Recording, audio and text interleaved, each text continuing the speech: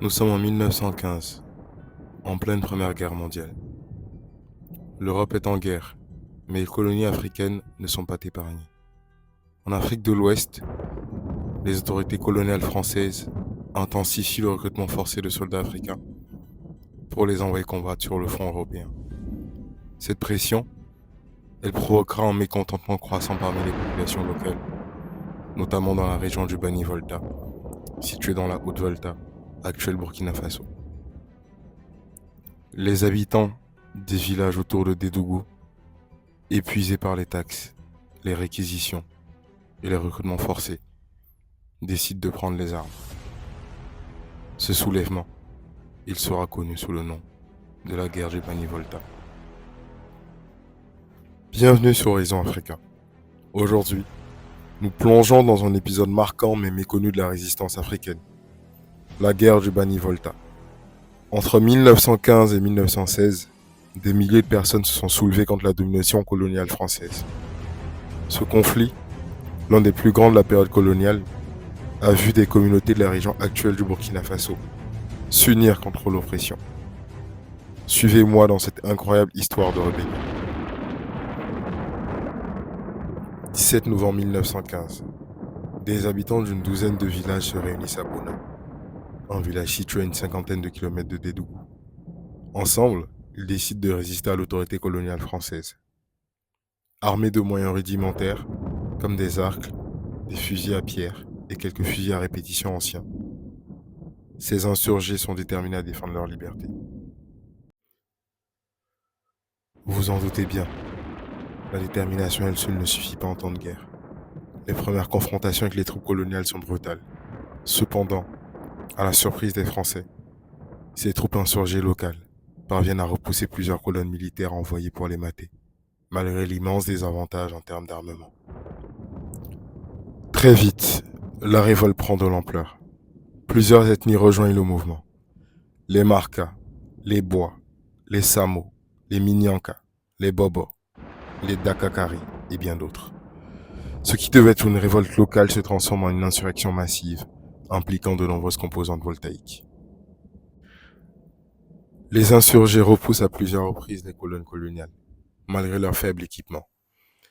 La résistance devient si forte que la France décide d'envoyer une force beaucoup plus importante pour écraser la rébellion. Pour contrer la résistance inattendue, le général Pinault, commandant des troupes de l'Afrique occidentale française, chargea le colonel Moulard de mener une campagne de répression. En février 1916, une colonne militaire de 750 hommes, appuyée par 2 sections de mitrailleurs, fut déployée pour une opération de destruction systématique. 2 autres colonnes furent envoyées en avril 1916, alors que la révolte atteignait son point culminant, couvrant une vaste zone équivalente à plusieurs départements français. La répression est féroce. Les troupes coloniales se lancent dans une campagne de destruction systématique. Plus de 110 villages seront rasés. La rébellion sera matée. La guerre du Bani-Volta était l'une des plus importantes révoltes contre le colonialisme en Afrique de l'Ouest.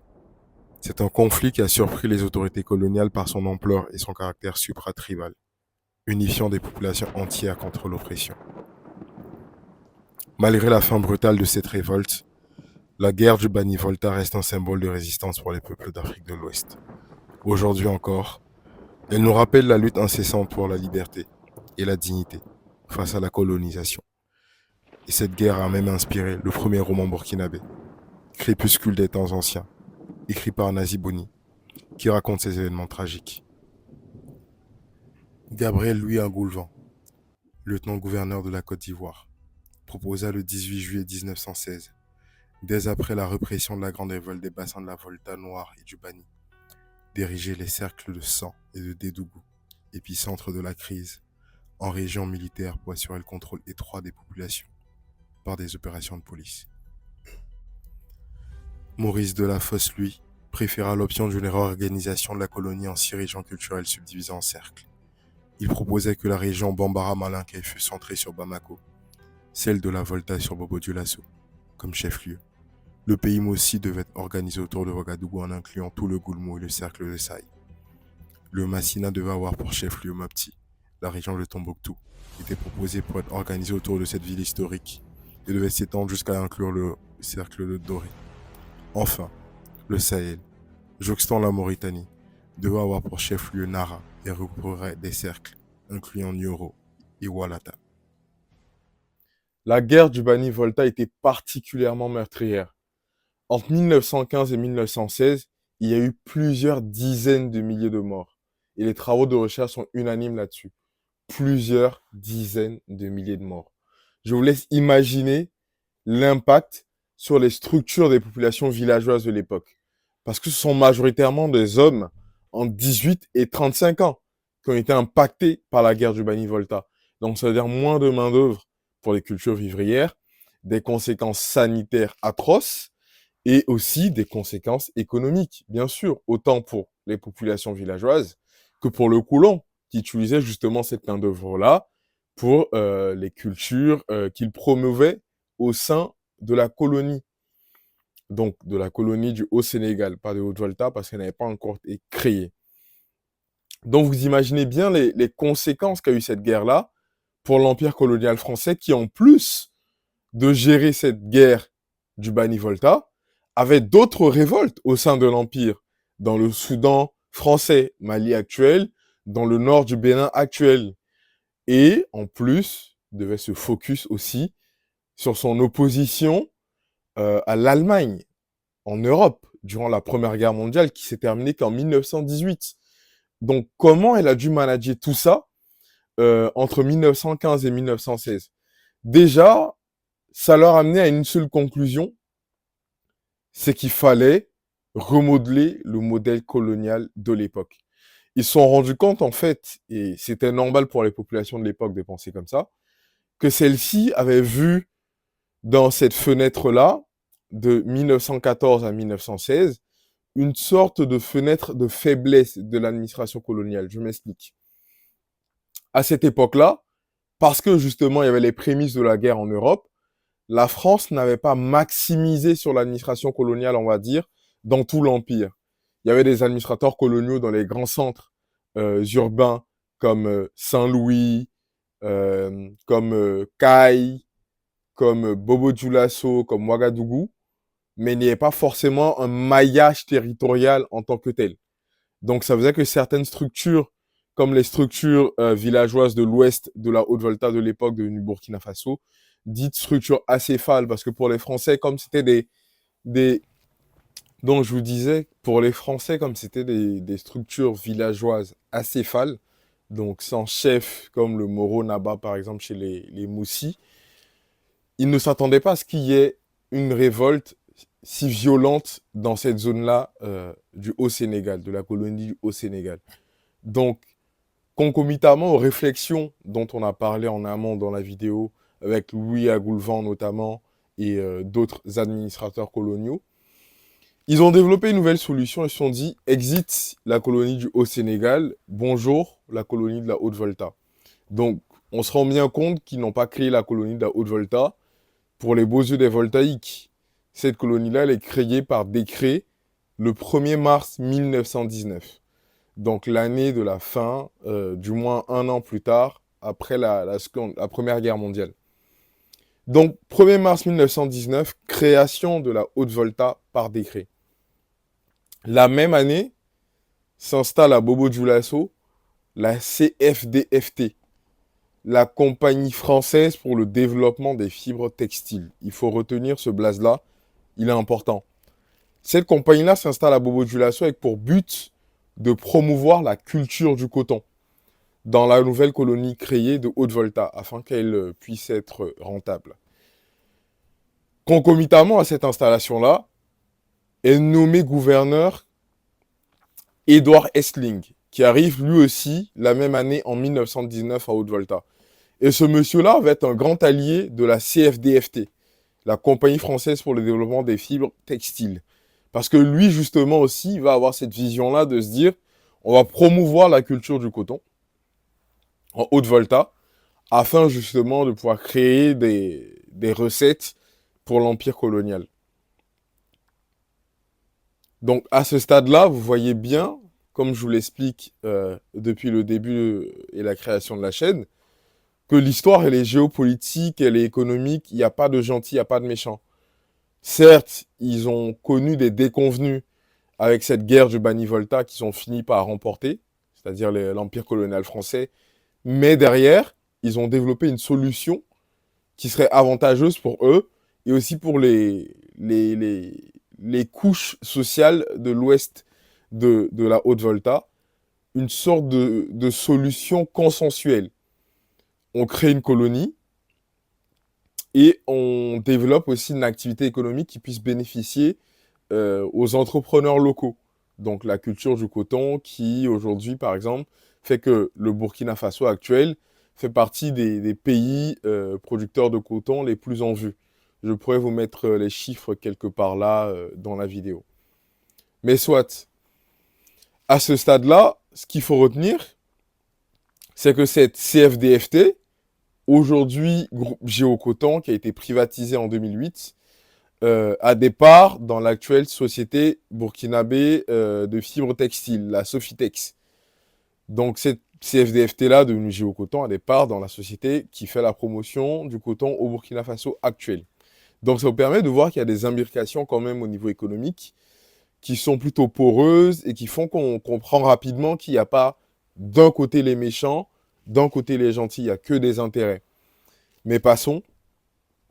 À ce stade de la vidéo, je ne peux pas continuer de vous expliquer ce qui s'est passé durant la guerre du Bani-Volta, puis la création de la Haute-Volta, sans parler du rôle crucial, prépondérant, du lobbying du Mogo Naba Koum II, qui régnait à cette époque-là, qui était intronisé en 1905 à la mort de son père, le Moro Naba Sigri. Il était intronisé, il n'avait que 16 ans. Donc imaginez un jeune souverain dans un contexte géopolitique difficile, un contexte colonial, qui avait pour but de diriger un royaume de plus de 700 000 âmes, ce que représentait la population du Mogo de l'époque. Donc ce roi-là, le Moro Nabakoum II, a eu un lobbying très actif. Un lobbying très actif pour la création de la colonie. Donc il n'a pas milité bien sûr pour qu'elle s'appelle Haute-Volta, mais ce qu'il savait, c'est que le colon français, il avait pour habitude de créer des colonies autour de grands groupes ethniques. Pas forcément majoritaires, mais de grands groupes ethniques. Donc, c'était le cas pour la Côte d'Ivoire avec le groupe Akan. C'était le cas pour la colonie du Sénégal avec les locuteurs du Wolof. Et c'était le cas pour la colonie du Soudan français avec les Bambara, par exemple, qui ont eu, par exemple, le royaume Bambara de Ségou. Donc, ce Moronaba-là, le roi des Mossi Nabakoum II, il n'est pas une vision ethnocentrée. Son ambition, elle était basée sur le fait qu'il savait que les Français créaient des colonies autour de grands groupes ethniques. Donc, il va militer justement, dès son accession au trône, pour qu'il y ait une administration coloniale plus présente en Haute-Volta, et justement pour la création d'une colonie autour du royaume Mossi. Pour ce faire, il va notamment encourager ses sujets à s'engager comme volontaires dans l'armée impériale française. Donc, les soldats, justement, les sujets Mossi, vont être nombreux à s'engager dans l'armée de l'Empire français de l'époque pour combattre les Allemands entre 1914 et 1918. Et cette technique-là, elle va marcher.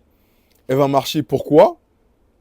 Parce que justement, ce lobbying-là, qui se déroule dans ce contexte, on a la guerre du Bani-Volta en 1915 et 1916, concomitamment aux autres troubles dont nous avons parlé, va faire que les Français vont se dire, ok, au moins dans ce marasme-là, on a un individu sur lequel on peut compter, qui sait tenir ses sujets, parce qu'il n'y a pas eu de révolte équivalente à celle du Bani-Volta dans l'ensemble Mossi sur cette période-là. Je n'ai pas dit qu'il n'y a pas eu de révolte dans l'ensemble Mossi, mais équivalente à celle du Bani-Volta, il n'y en a pas eu. Donc les Français se sont dit, ok, on va faire d'une pierre deux coups. Lui, c'est une doléance qu'il avait, on va le contenter en créant cette colonie-là de Haute-Volta. Mais nous aussi, on va en profiter pour faire la promotion de la culture du coton, pour être rentable sur cette colonie. Mais on verra qu'il y aura d'autres discussions plus tard, parce que cette colonie-là, justement, spoiler, alerte, elle sera dissoute en 1932. Mais ça fera l'objet d'une autre vidéo. Donc, on a deux points importants Création de la colonie de Haute-Volta le 1er mars 1919 par décret.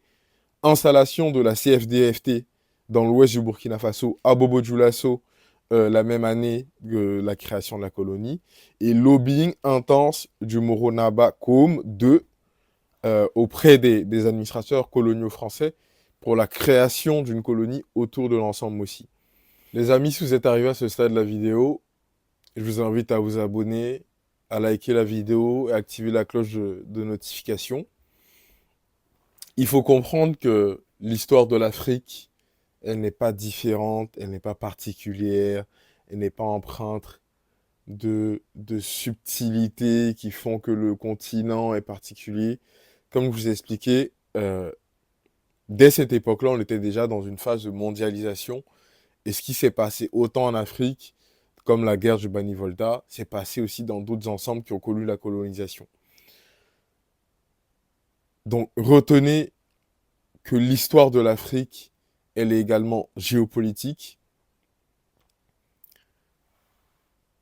Nous allons faire une série de vidéos sur la Haute-Volta. Donc là, on a vu aujourd'hui, dans cette vidéo introductive, la guerre du Bani-Volta, comment la colonie était constituée.